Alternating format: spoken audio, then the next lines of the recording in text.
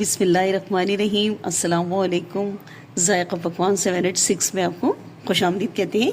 उम्मीद है आप सब खैरियत से होंगे। आज हम आपके साथ रेसिपी शेयर कर रहे हैं बीफ यखनी पुलाव, जो कि हम देगी स्टाइल में बनाएंगे। कि आप देगी स्टाइल में अपने घर में कैसे बना सकती हैं, बिल्कुल वही जैसे हम बाहर खाते हैं। तो बस रेसिपी अच्छी लगे तो लाइक और शेयर कीजिएगा। तो रेसिपी शुरू करते हैं। यहाँ पर मैंने बीफ ले लिया है आधा किलो, और ये हड्डी वाला गोश्त है।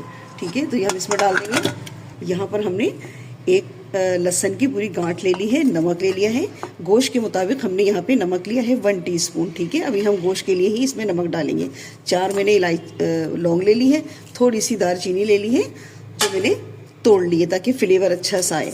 2 तेज़ पत्ते ले लिए हैं, इसको भी तोड़ लिए हैं फ्लेवर के लिए। 1 बड़ी इलायची है, इसका मैंने मुंह खोल दिया है। बादियान का फूल है। 2 छोटी इलायची है, इसको भी मैंने मुंह खोल दिया है। और ये हमारे पास जवत्री है और जायफल का चौथाई हिस्सा मैंने लिया है। 1 टेबल स्पून कुटा हुआ धनिया, 1 टेबल स्पून कुटा सौंफ और ज़ीरा लिया है 1/2 टेबल स्पून। तो इन चीज़ों को कूट के डालिएगा, इससे क्या होगा यखनी में फ्लेवर बहुत अच्छा सा आएगा। तो बस ये सब चीज़ें हम इसमें डाल देंगे। एक दरमियानी साइज़ की प्याज थी, इसको मैंने रफली कट कर लिया, ये भी हम इसमें डालेंगे। अब डाल देंगे इसमें पानी हम इतना डालेंगे कि इसी में हमारा गोश्त गल जाए और हमें इसमें यखनी मिल जाए। आधा किलो गोश्त और आधा किलो चावल में हम ये देगी पुलाव बनाएंगे। तो मैंने इसके अंदर 4 गिलास पानी डाला है। यहाँ मैंने 1 टीस्पून के करीब काली मिर्चें ले ली हैं, जिसमें से 4 लौंगे हैं। इसको हम कूट के डालेंगे ताकि अच्छा सा फ्लेवर आए इसका।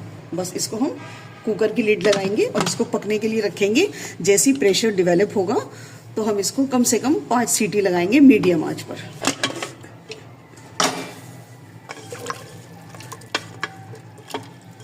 बस देखिए गोश्त भी हमारा खूब माशाल्लाह देखिए कैसे अच्छे से गल गया है। बस हम क्या करेंगे, यखनी हम इसकी निकाल लेंगे और जितने भी हमने खड़े गरम मसाले डाले थे ना वो सब हम डिस्कार्ड कर देंगे। ठीक है, यहाँ पे देखिए हमने ऑयल ले लिया है और इस ऑयल में ना मैंने थोड़ी सी यानी कि 1 बड़े साइज़ की प्याज थी, उसको मैंने फ्राई करके निकाल लिया है। ठीक है, अब हम इसमें डाल देंगे थोड़ा सा ज़ीरा यानी कि 1 टीस्पून, और प्याज है 1 बड़े साइज़ की, ये मैंने बारीक काट लिया है, इसमें डाल देंगे। और हम इसमें कोई भी खड़े गरम मसालों का इस्तेमाल नहीं करेंगे क्योंकि ऑलरेडी हमने सारा कुछ डाल के उसकी हमने यखनी तैयार कर ली है। तो बस इसको फ्राई कर लेंगे प्याज को हल्का सा, यानी कि इसको ब्राउन नहीं करना है हमें प्याज को, बस पिंक सी हमारी प्याज हो जाए। देखिए प्याज का कलर अच्छा सा सॉफ्ट हो गया है और पिंक सा हो गया। ठीक है, यहाँ पर डाल देंगे हम लहसुन अदरक का पेस्ट। ठीक है, और जो हमने लहसुन की जो गांठ डाली थी ना यखनी बनाते वक्त, वो भी हम इसमें क्या करेंगे डाल देंगे। इसका भी बहुत अच्छा फ्लेवर आता है। बस ये लहसुन भी हमने निकाल लिया है, ये भी हम इसमें डाल देंगे। और इसमें डाल देंगे हम गोश्त। तो पहले गोश्त को हम इसके अंदर अच्छी तरह से 5 से 7 मिनट के लिए खूब इसमें भूनेंगे। उसको भी हमने अच्छे से इसमें भून लिया है। अब डालेंगे इसमें हम हरी मिर्चें। तो 8-10 मेरे पास हरी मिर्चें थी छोटी वाली, जो मैंने इसको कूट के डाला है। ठीक है, आप चाहें तो इसको पेस्ट भी बना के डाल सकती हैं। और इसमें डाल देंगे हम टमाटर, 2 बड़े साइज़ के टमाटर थे, ये मैं इसमें डाल देंगे। इसको अच्छी तरह से भून लेंगे ताकि टमाटर हमारे थोड़े सॉफ्ट हो जाएं। तो टमाटर को भी हमने इसमें भून लिया है। अब हम डालेंगे इसमें दही। तो मैंने यहाँ पर आधा पाव दही का इस्तेमाल किया है। तो दही डालने से पहले चूल्हा बंद कर दें या तो फिर उसको स्लो कर दें। तो ये हमने इसमें डाल दिया। अब इसको भी अच्छी तरह से भून लेंगे।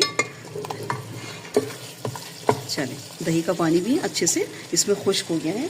अब हम इसमें डाल देंगे यखनी। तो मैंने 2 गिलास चावल लिया है गोल्डन सेला राइस। तो इसके लिए मैं 4 गिलास पानी यानी कि डबल पानी डालेंगे हम। तो मैंने यखनी भी नाप के रख ली है, तो मैं आपको भी दिखा देती हूँ। 2,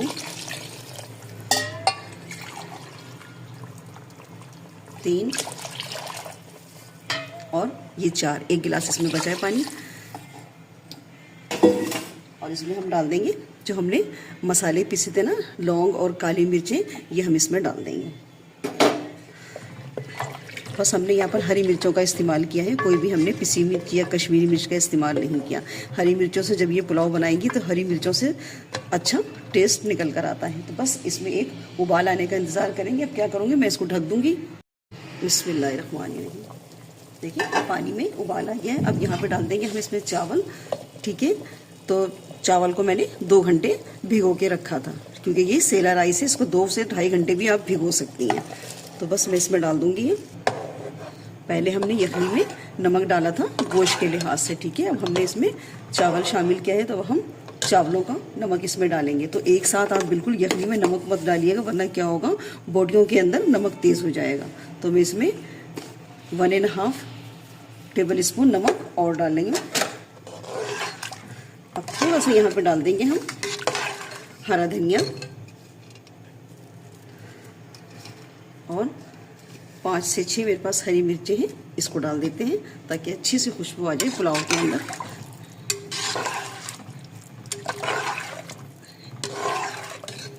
बस इसको कवर लगाएंगे हम और इसको चावल और पानी बिल्कुल एक सतह पे आ जाएगा, तो उसके बाद फिर मैं आपको दिखाऊंगी। बिस्मिल्लाहिर्रहमानिर्रहीम। देखिए पानी बिल्कुल चावलों के नीचे चला गया है, ठीक है। अब हम क्या करेंगे, इसको दम लगाएंगे। तो दम लगाने से पहले हम जो हमने थोड़ी सी प्याज फ्राई करके रखी थी ना, वो हम इसमें डाल देंगे खुशबू के लिए अच्छी। बस अब इस पर हम दम लगाने के लिए कपड़ा लगाएंगे। बस इसे हमें कपड़ा लगा के दम लगा दिया है और नीचे मैंने तवा रखा है। तवे को मैं 2 से 3 मिनट तेज़ आंच पे खूब अच्छा सा गर्म करूंगी और उसके बाद लो फ्लेम पे इसको कम से कम 15 से 18 मिनट तक मैं दम पे लगा लूँगी। बिस्मिल्लाहिर्रहमानिर्रहीम। देखिए 15 मिनट मैंने इसको दम में लगा के और फिर 5 मिनट के लिए चूल्हा बंद करके इसी तरह से ढका हुआ छोड़ दिया था। तो चावलों को फ़ौरन मत खोला करें, उसको सेट होने दिया करें। बस देखिए माशाल्लाह कितने खिले खिले चावल हमारे बनके तैयार हो गए। इसको हम करेंगे डिश आउट।